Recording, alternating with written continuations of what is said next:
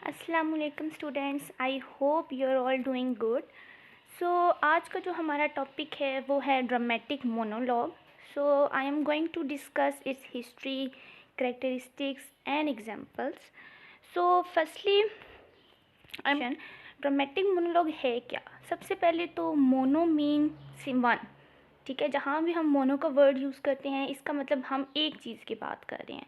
तो यहाँ पे जो होगा a kind of lyric poem in which a single speaker expresses his thoughts and feelings to a silent listener.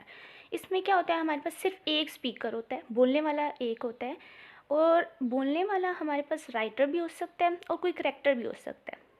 सही है। अगर हम एग्जांपल में बताऊँ यूलिसिस, तो यूलिसिस एक करेक्टर है जो कि बात कर रहा होता है अपनी, कि मैं जंग से वापस आया, मेरे साथ ये हुआ। मतलब वो एक करेक्टर था जो अपने एक्सपीरियंसेस को शेयर कर रहा था। तो ये जो है ये सिंगल स्पीकर होता है, ये राइटर भी हो सकता है और राइटर का ही बनाया हुआ कोई करेक्टर भी हो सकता है। इसमें जो हमारे पास लिसनर होते हैं वो हमेशा साइलेंट होते हैं, प्रेजेंट भी हो सकते हैं, एब्सेंट भी हो सकते हैं, बट मोस्टली क्या होता है, साइलेंट होते हैं, क्योंकि ये सिर्फ खुद बोर होता है। ड्रामेटिक मोनोलॉग हम इसको इसलिए बोलते हैं क्योंकि ये जो है एक ड्रामेटिकली वे में हमें जो है वो एक्सप्लेन करते हैं अपने एक्सपीरियंसेस, अपनी थॉट्स और अपनी फीलिंग्स। तो अब हम इसकी कैरेक्टरिस्टिक्स की अगर मैं बात करूँ तो सबसे पहले आ जाएगी, अगर आप स्क्रीन पे देखें तो a single speaker speaks throughout the poem on some specific issue. इसमें एक ही स्पीकर होता है, बार बार आपको यही बात सुनने को मिलेगी कि इसमें स्पीकर एक ही होगा। वो एक स्पीकर होगा, वो पोएम में जो है वो एक स्पेसिफिक इशू के बारे में बात कर रहा होगा। ज़रूरी नहीं होता स्पेसिफिक इशू ही हो, यानी कोई प्रॉब्लम हो, ये आपका कोई भी स्पेसिफिक टॉपिक भी हो सकता है। वो टॉपिक रिलेटेड टू सोसाइटी हो, एक्सपीरियंसेस हो, वो कुछ भी हो सकता है according to writer. Number 2 characteristic है या फीचर है इसका, the speaker speaks to someone who remains silent throughout the poem. The listener's presence is revealed through the speaker's comment.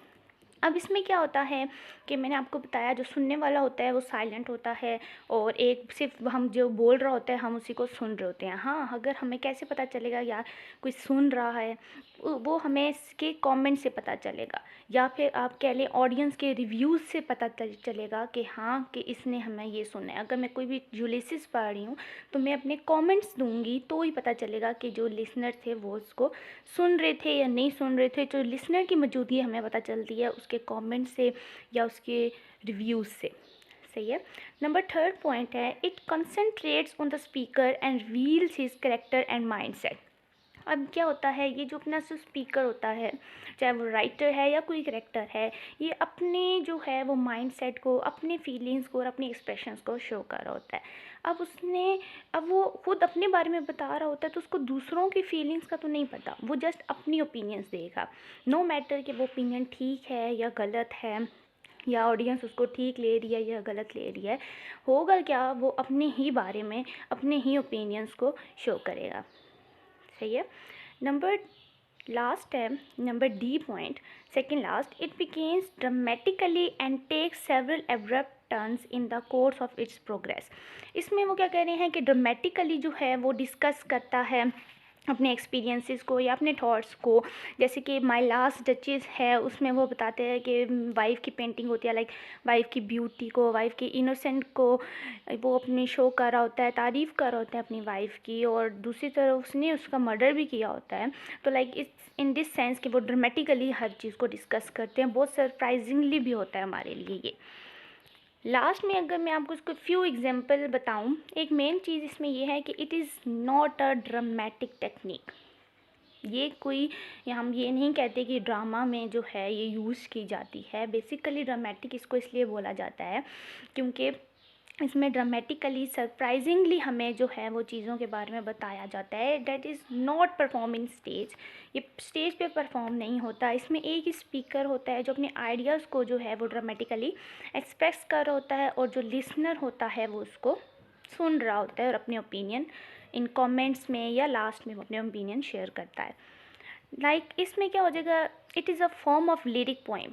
ये एक लिरिक पोएम है, ठीक है। ये एक लिटरेरी टर्म भी है जो कि बहुत सारे राइटर्स अपने वर्क में इसको यूज़ करते हैं, और Robert browning is well known for his dramatic monologue. Robert browning का एक बहुत बड़ा नाम है ड्रामेटिक मोनोलॉग में, और उन्होंने ही my last duchess, Andrea del Sarto and Fra Lippo Lippi and Tennyson's Ulysses and Tithonus are some of the best known dramatic monologue.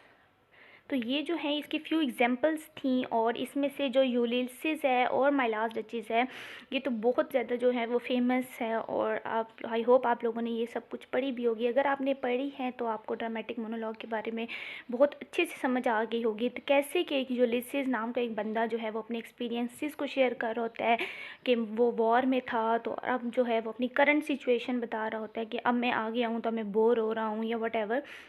तो वो ये अपनी जो है वो मोनोलॉग, अपनी जो है स्पीकर अपनी ही लाइफ के बारे में बता रहा होता है।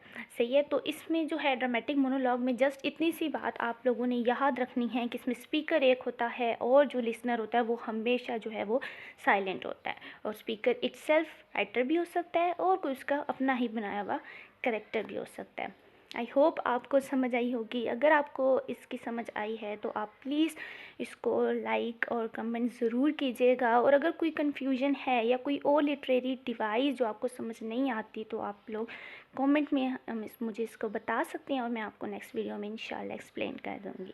तब तक के लिए अल्लाह हाफिज़।